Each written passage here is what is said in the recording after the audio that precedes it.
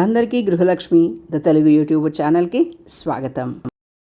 Nellore famous temples అనగానే మనకి first గుర్తొచ్చేది రంగనాయకుల స్వామి టెంపుల్ అనమాట. దీన్ని తల్పగిరి రంగనాథ స్వామి దేవస్థానం అంటారు. ఇప్పుడైతే ఈ ఆలయానికి మనం వచ్చేసాం.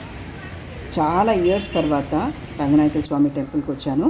సో మీరు కూడా చూస్తే బాగుంటుందని ఇక్కడ ఈ వీడియో తీయడం జరిగిందనమాట.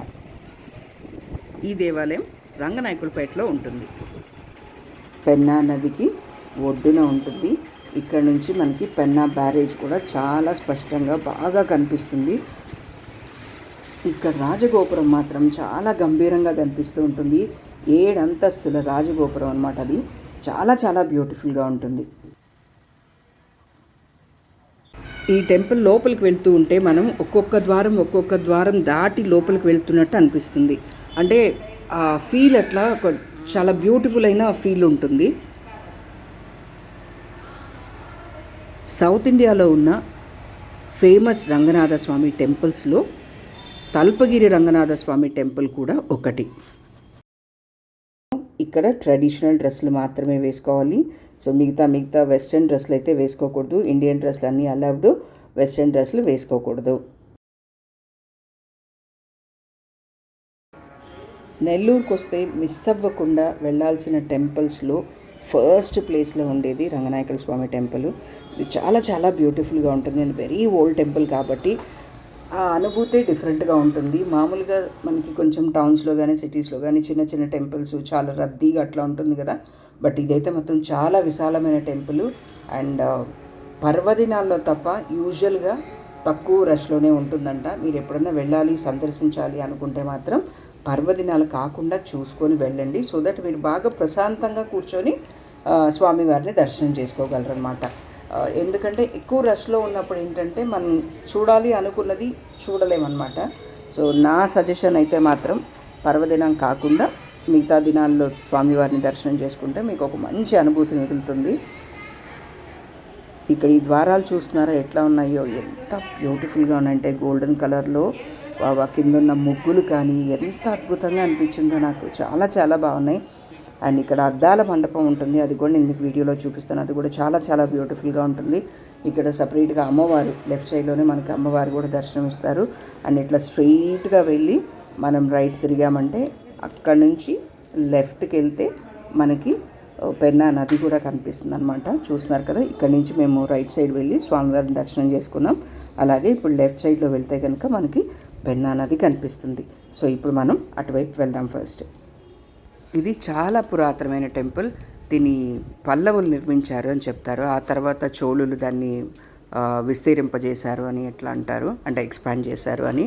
సో మనకైతే బాగా తెలుస్తూ ఉంటుంది. చాలా విశాలంగా బాగా ఓల్డ్ ఆర్కిటెక్చరు అట్లంతా బాగా కూడా కనిపిస్తూ ఉంటుంది మనకి. అండ్ ఇటు పక్క గోశాల కూడా ఉంది. ఇదండి చూస్తున్నారు కదా. ఇక్కడి నుంచి చూడండి మీకు పెన్నా బ్రిడ్జ్ అలాగే పెన్నా బ్యారేజ్ కనిపిస్తుంది. చాలా చాలా బ్యూటిఫుల్గా ఉంటుంది. నైట్ వెళ్ళాం కాబట్టి చాలా అందంగా అనిపించింది. ప్రశాంతమైన వాతావరణం. జస్ట్ అట్లా వెళ్ళి ఆ పెన్నా నది మెట్ల దగ్గర కానీ కూర్చుంటే ఎంత టైం అయినా మీరు స్పెండ్ చేసేయగలుగుతారు. పెద్ద చెట్టు చూడండి, అసలు ఎంత అద్భుతంగా అనిపిస్తుందో, ఎంత పీస్ఫుల్నెస్ ఉండిందో తెలుసా. నేను అక్కడ వెళ్ళినప్పుడు ఎంతో అదృష్టం చేసుకుంటే మనకి ఇట్లాంటి భాగ్యం కలుగుతుంది. ఇలాంటి ఆలయాలను సందర్శన కానీ ఇవన్నీ కూడా స్వామివారిని దర్శనం చేసుకొని ఆ తర్వాత అమ్మవారిని దర్శనం చేసుకొని అద్దాల మండపంలోకి వెళ్ళాం. అద్దాల మండపానికి సపరేట్ టికెట్ తీసుకోవాలి. ఈ అద్దాల మండపం అయితే తప్పకుండా మీరు చూడాలన్నమాట. చాలా చాలా బ్యూటిఫుల్గా ఉంటుంది. ఫుల్ అద్దాలు ఉంటాయి. నాకు చిన్నప్పుడు ఎక్కడో వేగ్గా గుర్తుందనమాట అద్దాల మండపం ఇలా ఉంటుంది అనేది. ఎందుకంటే అప్పుడైతే ఎక్కువ వెళ్ళేవాళ్ళం కాబట్టి మెమరీలో ఉండింది. ఇప్పుడు చాలా గ్యాప్ తర్వాత వెళ్ళాను కదా, బట్ ఎక్కడో గుర్తుంది ఇలా ఉంటుంది అని. బట్ పూర్తిగా అయితే గుర్తులేదు. బట్ లోపలికి వెళ్ళిన తర్వాత నిజంగా ఇది కనుక చూడకుండా నేను వెళ్ళుంటే నేను మిస్ అయ్యి ఉండేదాన్ని ఖచ్చితంగా. మీరు డెఫినెట్గా రంగనాయకుల స్వామి టెంపుల్కి వెళ్తే తప్పకుండా అద్దాల మండపం చూడండి. సీలింగ్ పైన వటపత్ర సాయి కృష్ణుడు మనం బాగా తీక్షణంగా కనుక చూస్తే ఆయన మనం ఎటు తిరుగుతున్నా ఆయన మన వైపే చూస్తున్నట్టు అనిపిస్తారు. దీని అర్థం మనం ఎక్కడున్నా భగవంతుడు మనల్ని చూసుకుంటూ ఉంటారని అర్థం అంట.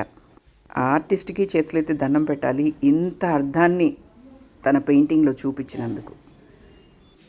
సో అదొక స్పెషల్ ఇక్కడ. అండ్ సైడ్ రౌండ్గా పైనంతా కూడా సీలింగ్ దగ్గర అంతా కూడా చాలా బ్యూటిఫుల్ అయిన పెయింటింగ్స్ ఉంటాయి. తప్పకుండా చూడండి. ఎన్నో సంవత్సరాల క్రిందట చేసిన పెయింటింగ్స్ అవి. సో డెఫినెట్గా చూడండి. అవి ఇట్లాంటివన్నీ మనం మిస్ అవ్వకుండా చూడాలి, 10 మందికి చెప్పాలి, వాళ్ళు కూడా చూసి తరించాలి. ఇక్కడ నేను మీకు ఒక ముఖ్యమైన విషయం చెప్పాలి. ఇక్కడ స్వామివారు అంటే ఏ దేవాలయంలోనైనా తూర్పు ముఖంతో ఉంటారు కదా, ఇక్కడ మాత్రం పశ్చిమ దిక్కుతో ఉంటారు. అంటే స్వామివారు శేషపాన్ప మీద పడుకొని మనకి పశ్చిమ వైపు ముఖం చూపిస్తూ ఉంటారు. బట్ యూజువల్గా ఏ టెంపుల్స్ అయినా కూడా మనకి ఈస్ట్ వైపుకుంటారు కదా, ఇక్కడ వెస్ట్ వైపుకుంటారు. ఇంకొక బ్యూటిఫుల్ ఎక్స్పీరియన్స్ ఏంటంటే, మా చిన్నప్పుడు మేము రంగనాయకుల స్వామి తేరుకు వచ్చేవాళ్ళమి. మా ఊరు కొన్ని కిలోమీటర్స్ దూరంలో ఉన్న ఈ పర్టిక్యులర్ తేరుకు మాత్రం తప్పకుండా వచ్చేవాళ్ళమి, పెద్దవాళ్ళని తీసుకొనే వచ్చేవాళ్ళమి. అక్కడైతే రకరకాల బొమ్మలు, బుడ్లు అంటే చిన్నప్పుడు టాయ్స్ ఉంటాయి కదా, కుకింగ్ టాయ్స్ అవి అనమాట. అవి మట్టితో చేసినవి. 2 రూపాయలకి 3, 4 ఇచ్చిన రోజులు అవి. ఎంత బాగుండేవంటే ఇప్పుడు తలుచుకుంటే కూడా ఆ డేస్ ఎందుకు లేవబ్బా అనే ఫీలింగ్ వస్తుంది. ఆ బుడ్లు కూడా యాక్చువల్గా చెప్పాలంటే ఈ ఇయర్ కొంటే నెక్స్ట్ ఇయర్ వరకు వాడుకునేవాళ్ళం అనమాట. ఎప్పుడైనా పగిలిపోతే మళ్ళీ నెక్స్ట్ ఇయర్ వెళ్ళి అది కొనుక్కునేవాళ్ళమి. అండ్ కొత్తగా ఏం వస్తున్నాయి చూసుకునేవాళ్ళమి. అలాగా బ్యూటిఫుల్ ఎక్స్పీరియన్స్. మా హస్బెండ్కి కూడా ఈ రంగనాయకుల స్వామి టెంపుల్ అంటే చాలా చాలా ఇష్టం. అండ్ పెన్నా అనేది వాళ్ళ ఫ్రెండ్స్ అందరితో కలుసుకునే మీటింగ్ పాయింట్ అనమాట. ఇదంతా 70s 80s కిడ్స్ గురించి చెప్తున్నాను. చాలా ఇయర్స్ తర్వాత వచ్చాను. నిజంగా చాలా చాలా మంచి పని చేశాను ఈ టెంపుల్కి రావడం అని అనిపించింది. ఎందుకంటే మనస్ఫూర్తిగా మనసు నిండుగా స్వామివారిని పెట్టుకొని ఒక మంచి పాజిటివ్ వైబ్ తోటి వెళ్ళాను. చాలా చాలా హ్యాపీగా అనిపిస్తుంది. ఇది తల్పగిరి రంగనాథ స్వామి టెంపుల్ విశేషాలు. నెల్లూరుకు వచ్చినప్పుడు తప్పకుండా మిస్ అవ్వకుండా ఈ టెంపుల్కి వెళ్ళండి. అండ్ ఈ వీడియో నచ్చితే తప్పకుండా లైక్ చేయండి, మీ ఫ్రెండ్స్ తోటి షేర్ చేయండి. Thank you.